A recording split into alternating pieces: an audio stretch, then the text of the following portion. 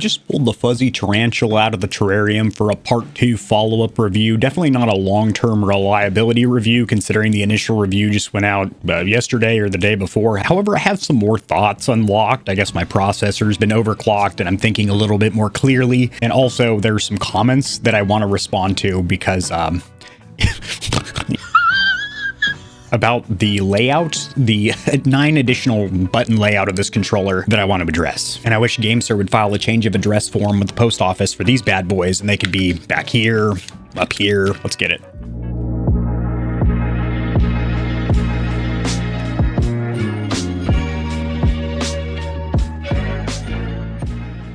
Good morning, Stallions and Stallionettes. I'm AK-40 Kevin, aka the Controller Captain. This is the Gamer Heaven. Now, over my shoulder is the Beton Zeus, which is the first ever 2000 hertz stack Poland rate controller. It's got me doing a little bobblehead action, apparently.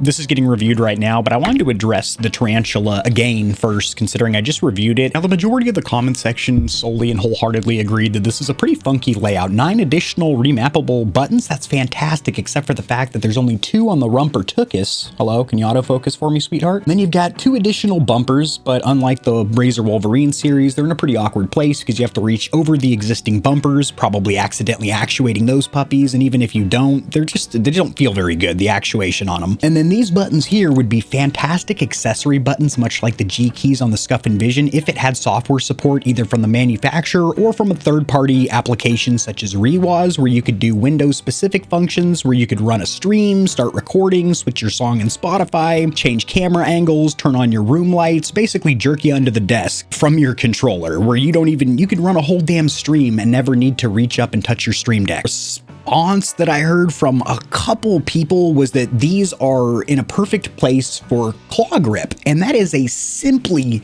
silly sentiment in my personal opinion. Nowhere is it claimed from the manufacturer that this is for claw grip, and if that's what you're thinking here, the entire point of the main feature, the main key notable feature of a premium pro or custom controller is the remappable rear buttons, so you don't need to take your fingers off the thumbsticks. It fixes the problem of a stock controller that caused gamers to need to use claw grip in the first place, so all of us don't have to risk early onset arthritis and have to go through 15 minutes of finger stretches every game session. My fingers hurt. We can just pick up a controller that happens to have an ergonomic rear button design, but when you only have 2 of those and then you've got accessory buttons up here that don't have the software to back up the hardware, the actual physical buttons, that is a bit of a problem. And somebody said, well, there is actually an app that does it. And I responded, where? It's not Rewoz, because Rewoz doesn't even recognize this controller other than forcing compatibility as an Android device through Bluetooth, which doesn't let you bind these buttons up here. And even if that's the case,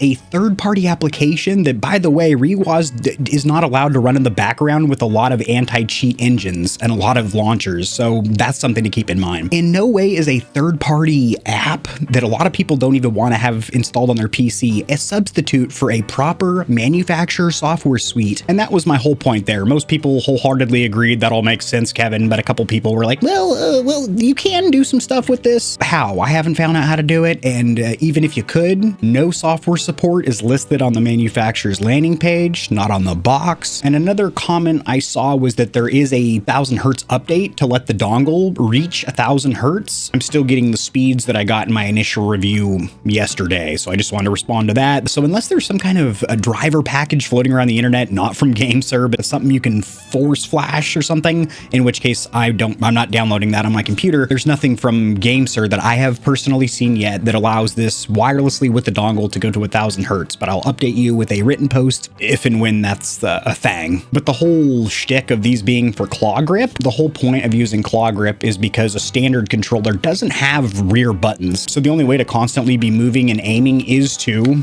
contort your hands into a freakish position.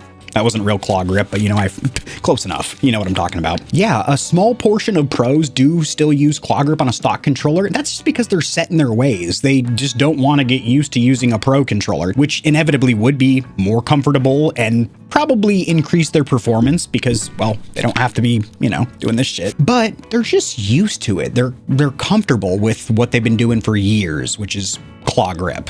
So just because a couple of pros, we'll say 5% of pros, use a stock controller with claw grip, if these do work out great for claw grip, that's fantastic. But that was not the intention of the manufacturer, considering the entire point of having rear buttons is that you don't have to play claw grip and probably shouldn't. What else did I have for you fuckers? That might have been it. Back to the Beatong Zeus. I'll see you Stallions and Stallionettes tomorrow. Drop in the comment section below what you think of this sucker. Were you the person that dropped the comment saying that this thing is a beast for claw grip? It probably is, but that wasn't the manufacturer's intent. Just to kind of back up the sentiment, the GameSir probably didn't have claw grip in the back of their noggin when they were designing this thing. It says it's the perfect choice for Nintendo fans. They loaded it up with features like Amiibo and 6-axis gyro. But yes, you probably can dislocate your fingers and wrap them suckers over C1 and C2, where you could accidentally also hit pause and select, or, you know, pause and options. These accessory button niblets here in the middle that you don't want to hit in gameplay. The whole point of Pro controllers is that you don't have to play claw grip because it's uncomfortable. Oh, this is uncomfortable. If you enjoyed the video, liking it helps to get seen by more gamers, so this information will reach and assist them as well. Much like the back of the TV, I've got plugs for all of my socials down there in the description below. And your wallet will greatly thank you if you check the description, because there are exclusive discounts on a ton of products, including controllers, KontrolFreeks, keyboards, mouse pads, clothes, and energy drinks. And keep in mind that you, the viewer, keep this channel running. The more Stallions and Stallionettes trotting around the stable, the better, so mollywop that subscribe button like it owes you money, and we'll have the same amount of fun tomorrow.